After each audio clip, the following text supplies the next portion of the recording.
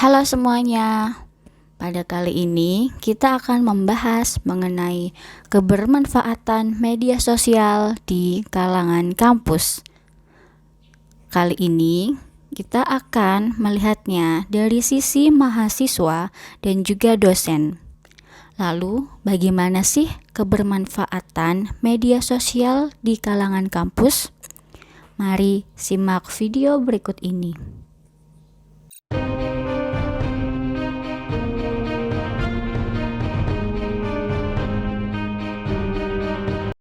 Untuk sekarang lebih aktif ke media sosial ya, itu IG sama WhatsApp.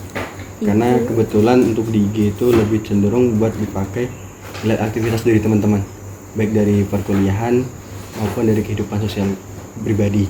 Kalau WhatsApp mungkin lebih ke arah fokus ke teman-teman juga, tapi lebih ke kabar mengabar.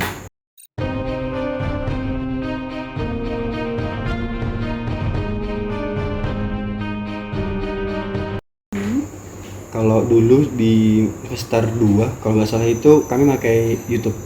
Kebetulan ada satu dosen, beliau pengen kami menggambarkan bagaimana keadaan sosial ekonomi masyarakat setelah survei, jadi hasilnya diupload di channel YouTube masing-masing kayak gitu.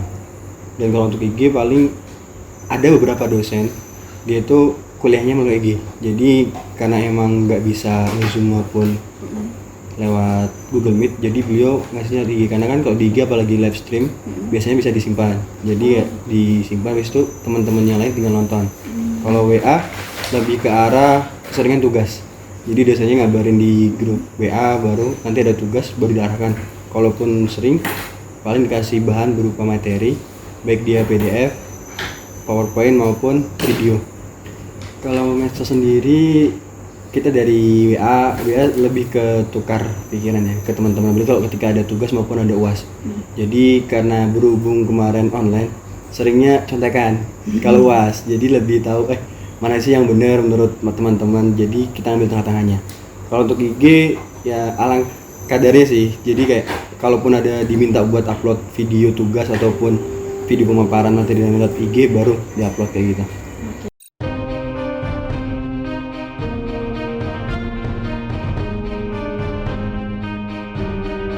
Kalau bagi saya pribadi hubungannya sangat bagus ya Pak, karena kan sistemnya sekarang kalau online rata-rata dosen itu cuma ngasih materi tanpa ada penjelasan, dan kadang ngasih tugas tanpa ngasih jalan keluarnya gitu. Jadi teman-teman mahasiswa termasuk saya itu disuruh lebih fokus ke bagaimana sih cara kamu menjawab ini ketika kamu gak dikasih jawaban, gak dikasih cara buat tahu hasilnya itu bagaimana, sehingga googling pun kayak ya udah jalan keluar terakhir ketika udah nggak sanggup mikir. Ketika kuliah baik online maupun offline, ada beberapa dosen yang emang kalau udah online ya udah tugasnya tuh ibaratnya kayak maraton Romusa gitulah. Satu hari ada, besok langsung ada, besok sampai akhir. Sayang kayak gitu loh kalau teknologi yang ada maupun keadaan yang mungkin maksa kita buat bergerak lebih jauh nggak kita manfaatin sebaik mungkin. Karena kalau kita cuma belajar seperti yang sebelumnya kayak tatap muka di kelas dengan keadaan yang sebenarnya juga nggak kondusif, alangkah lebih baik kalau kita bisa manfaatin keadaan yang ada biar mahasiswa yang masuk pun dapat apa yang mereka pengenkan.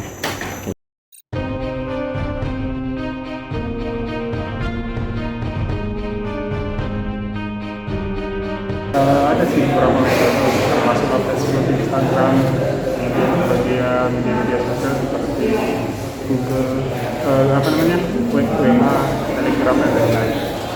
Ini berpengaruh terhadap dan aktivitas untuk pengetahuan informasi dari jaringan-jaringan kepada teman-teman, kawan-kawan, keluarga dan lain-lain. Jadi istilahnya bisa lebih berkomunikasi lebih signifikan dan juga mengetahui informasi dari kerabat, saudara, rekan-rekan teman-teman.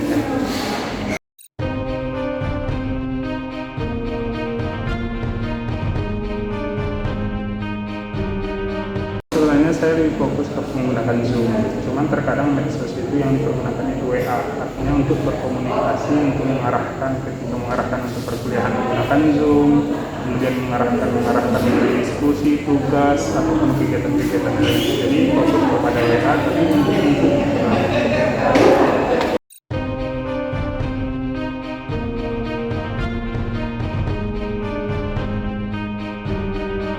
ketika saya saya jumpai itu ada beberapa mahasiswa yang pas, ya kan, itu saya suruh kerjakan balik dengan rentang waktu yang minimal.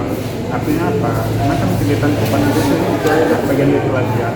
Jadi ketika ada mahasiswa yang plagiat, itu saya ingatkan, nggak langsung saya kasih nilai E, tapi saya ingatkan untuk tidak mengulang kembali, kemudian dikerjakannya ulang tanpa melakukan plagiat.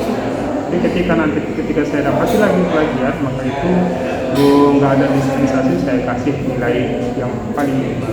Setelah saya koreksi kan, nanti terdapat plagiat ataupun copy paste, itu saya ingatkan.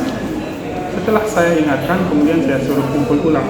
Tetapi tetap saya lihat plagiat ataupun copy paste, terus saya kasih nilai. Artinya ada istilahnya dispensasi sama mereka, itu tidak melakukan plagiat copy paste.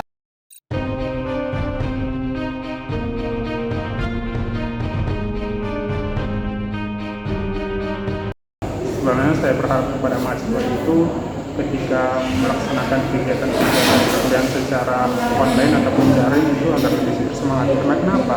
Tidak ada di situ istilahnya jarak dan waktu. Tidak ada waktu, artinya tidak ada kegiatan-kegiatan untuk transportasi, kemudian jarak untuk mengikuti perjuangan, tetapi bisa di mana saja.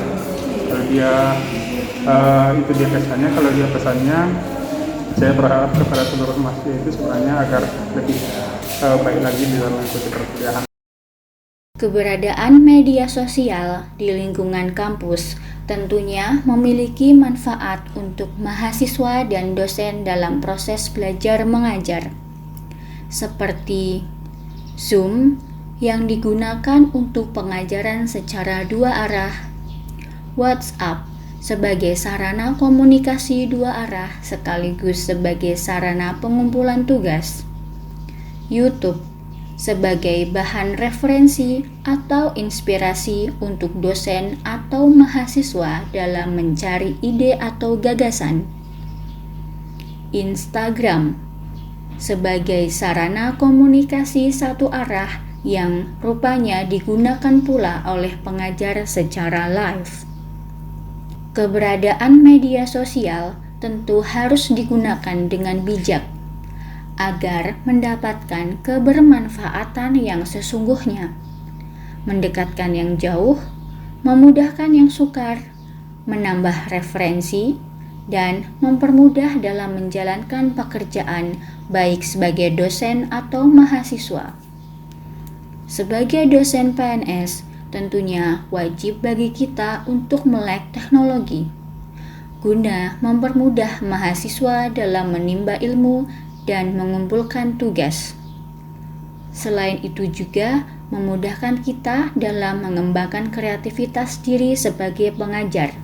Menggunakan media sosial secara bijak tentunya akan menghindarkan diri dari hal-hal yang tidak diinginkan. Maka dari itu, gunakanlah media sosial secara bijak agar menghindari hal-hal yang tidak diinginkan. Terima kasih.